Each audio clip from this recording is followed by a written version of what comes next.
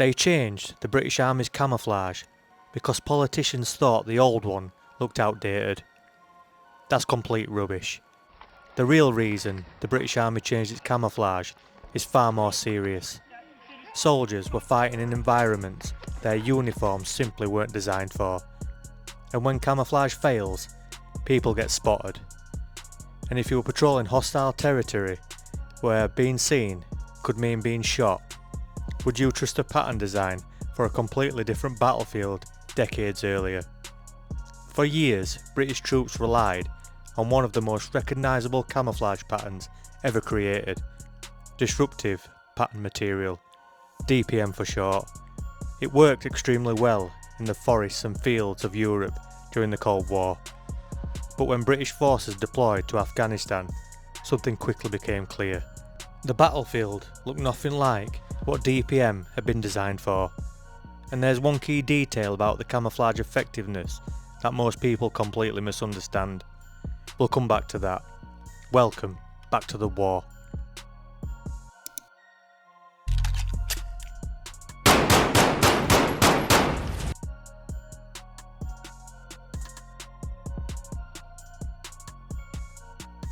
There's a common belief that the British Army changed its camouflage simply to match American forces during coalition operations. It sounds believable. British and US troops fought side by side in Iraq and Afghanistan, so people assume the change was about standardisation. But the real reason was operational. DPM had been the British Army's standard camouflage since the late 1960s. It was designed specifically for woodland environments in Northern Europe, where NATO expected to fight the Soviet Union during the Cold War. And it worked extremely well in that environment. The pattern broke up the human outline in vegetation, making soldiers much harder to detect in woodland terrain. But when British troops deployed to Iraq in 2003, woodland camouflage clearly wasn't suitable. So the Army issued Desert DPM, a lighter, two-colour version designed for arid environments.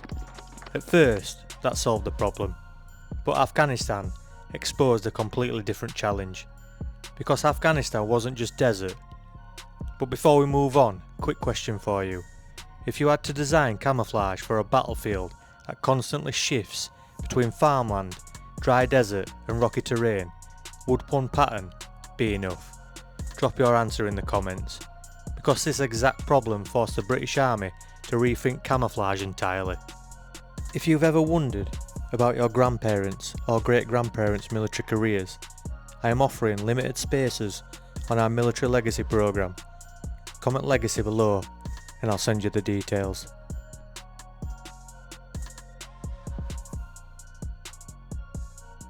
When British forces deployed to Helmand Province in Afghanistan from 2006 onwards, they encountered one of the most complex environments soldiers had faced in decades.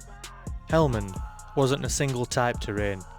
Instead, it contained multiple environments packed closely together. The green ran along irrigation channels, where crops and vegetation grew densely, but only a short distance away were dusty compounds, dry riverbeds and open desert. Soldiers could move through several different environments during a single patrol. That's where the limitations of existing camouflage became obvious. Desert DPM worked reasonably well in dry terrain, but stood out in vegetation. Woodland DPM blended better in greenery, but looked far too dark in dusty areas. And constantly switching uniforms wasn't practical.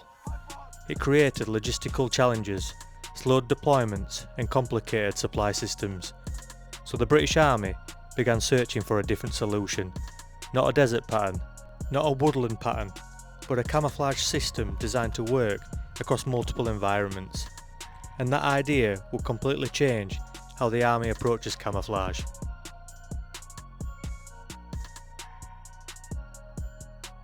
Around the same time, the US military had been experimenting with camouflage designed to perform across varied environments rather than a single terrain. One of the most well-known systems was multicam. The British Army began testing similar ideas, but they didn't simply copy the American pattern. Instead, the Ministry of Defence conducted extensive trials analysing how different camouflage patterns performed across various terrains, lighting conditions and engagement distances. Camouflage is not about perfectly matching the colour of the ground, it's about breaking up the human silhouette. At distance, the human brain recognises shapes and outlines faster than colours. Camouflage works by disrupting the outline so the eye struggles to identify a person. Using this research, Britain developed Multi-Terrain Pattern, or MTP. The design combined disruptive shapes used in traditional DPM with a colour palette suited for mixed environments. The goal wasn't to be perfect anywhere, it was to work well enough almost everywhere. But there was still one big question: would it actually work in combat?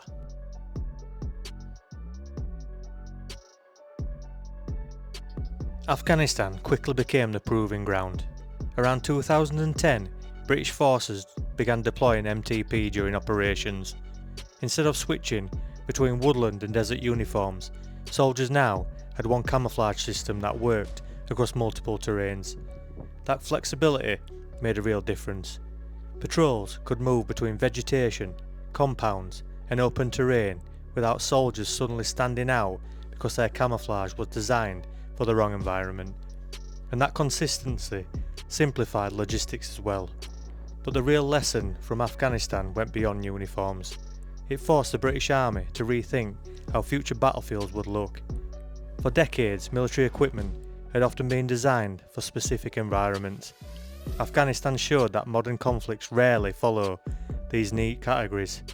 Urban areas blend with farmland, mountains meet desert, and soldiers consistently move between them.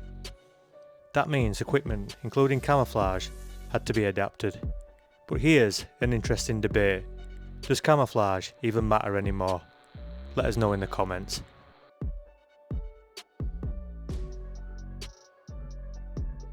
Despite advances in surveillance technology, visual concealment still plays a crucial role on the battlefield. Not every enemy has advanced sensors. Not every engagement involves drones or thermal optics. Many encounters still rely heavily on the human eye, and that's exactly where camouflage still matters. Modern militaries now treat camouflage as one layer of survivability. It works alongside concealment, terrain use, electronic warfare, and technology designed to reduce detection. In that layered approach, reducing visual detection still proves a real advantage. And that's why MTP remains the standard camouflage across the British Army today. It's not perfect, no camouflage is, but it reflects a key shift in military thinking: adaptability, because the battlefield rarely stays the same for long.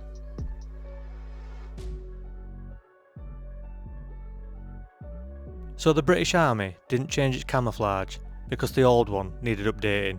It changed it because real combat exposed the problem. The old patterns had been designed for Cold War battlefields that look very different from modern conflict zones. Afghanistan revealed that soldiers needed a camouflage system capable of working across multiple terrains during the same operation. MTP was the result, a design built for one battlefield but for unpredictable ones. And that decision highlights a larger truth about warfare. Militaries that adapt survive. Those that cling to old solutions for far too long often pay the price. Now go check out our video where we compare the US and UK militaries. Hi soldiers, thanks for watching. Don't forget to like, subscribe, leave your thoughts in the comments and check out our merchant membership programs. And don't forget to comment legacy for your family's military history. And don't forget to check back in again soon. That's an order.